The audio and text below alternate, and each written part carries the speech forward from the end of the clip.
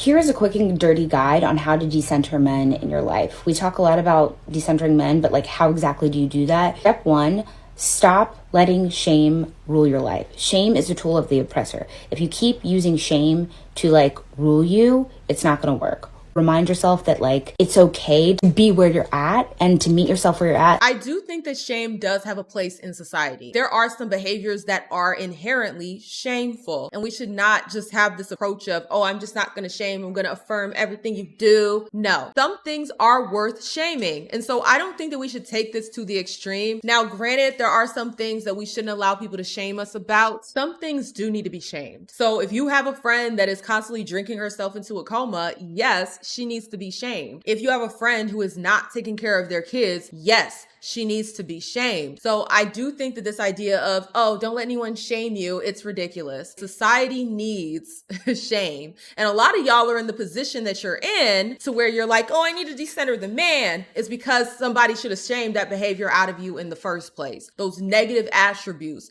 that led you to Pookie and Ray Ray to the point where you're like, I don't want to be with a man. I'm decentering men. Like, no, maybe if you had better traits and better behaviors, you wouldn't be attracting Pookie and Ray Ray. This idea of let's just not have shame, let's not be shameful of some things you should be shameful. And honestly, your conscience will tell you that this isn't a good idea because you will feel that inside yourself. You won't need somebody to tell you that this is shameful. You will feel it in here. This don't feel right. I don't think I should be doing this. Listen to that voice. That voice is your guidance. And the more you neglect that voice, the more you're going to find yourself in piss poor situations. So I don't agree with this idea of do away with shame. No, honey. Some of y'all need to be shamed because your behavior is shameful. Step two, start asking yourself a lot of questions.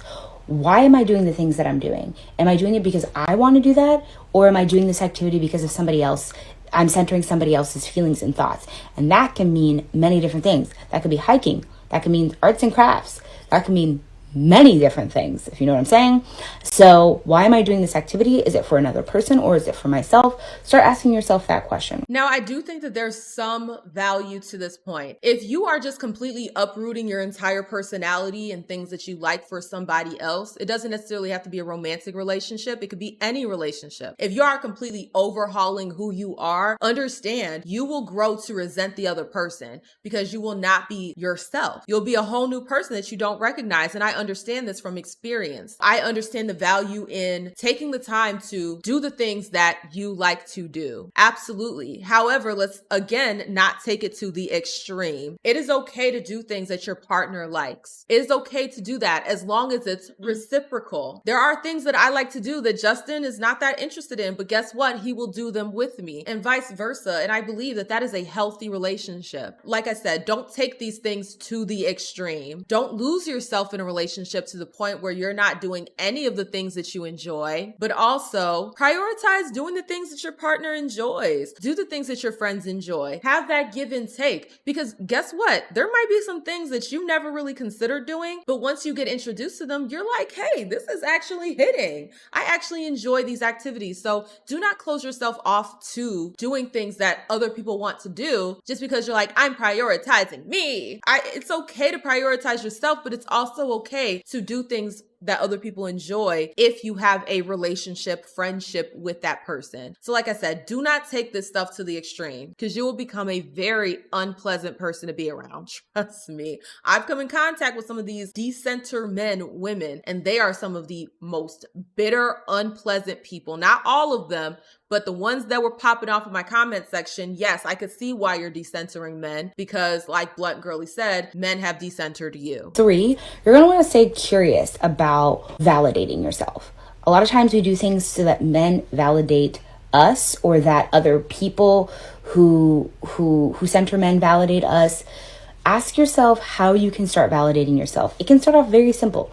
Little affirmations in the morning, looking yourself in the mirror and saying that you're a baddie, saying, I love myself, I like myself, I want to spend time with yourself. That's important. Now, there is some value to what she said here, right? You should be able to look at yourself and love who you are. However, with that comes working on yourself. If you have negative attributes, don't be in the mirror validating your BS. This validation thing can go into Delulu land so fast. Do not delude yourself that all your terrible qualities are somehow good just because you want to believe that they're good, right? Let's have some realistic expectations and some realistic analyzation of our personality traits. Is this something that is pleasant? Am I a kind person? Am I genuine? Am I pleasant to be around? Am I a good person deep down inside? So let's not validate our BS. Let's not validate poor decisions. Let's not validate things that are not healthy, things that should be shamed. With this, like I said, do not go off into Delulu land validating traits that are destroying your life, traits that are leading you to Pookie and Ray Ray. Do not validate those traits. Work on yourself. With validation,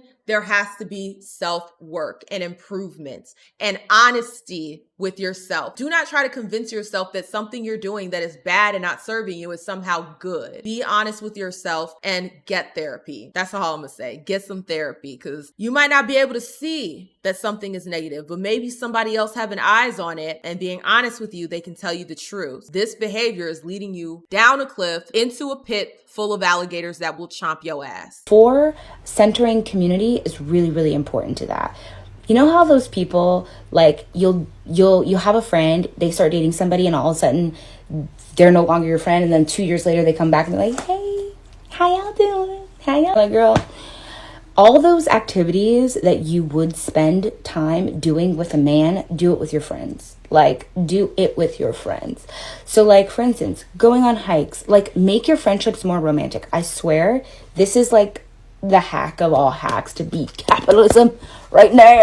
Do romantic stuff with your friends. My girl Bell Hooks said this loud and proudly. Please go on hikes, go on dates, have really great, robust friendships that require going outside and doing something other than throwing ass. Throwing ass is fun. Hey, love throwing ass. But you got to do more than throw ass over some tequila shots with your friends. Is this advice for lesbians? Look, I'm a heterosexual woman. I am not doing romantic activities with my girlfriends. I'm not doing that. That's weird. Weird. I'm not doing that. I'm a heterosexual woman. I am not romanticizing my girlfriends. No. And if you're a lesbian, by all means, do your lesbian activities. I'm not going to stand in the way of your lesbianness. But at the same time, let's not recruit. What is this? This seems like lesbian propaganda. Be romantic with your friends. Don't be romantic with a man. Like, are you not a heterosexual woman? Heterosexual women want men, not other women. So, like, let's just not muddy the waters here. This point, like, it's weird. I'm sorry. As a heterosexual woman, this is weird to me. I will say that if you do have friendships, I would not advise you to just completely disband your friendships as soon as you get into a romantic relationship. I don't agree with that. I do think that you should put effort and spend time with your friends, even if you get into a romantic relationship. Keep those friendships strong. I do agree with that. But romanticizing? Girl, you lost me. You lost me with that, because bitch, what? 5, you want to definitely start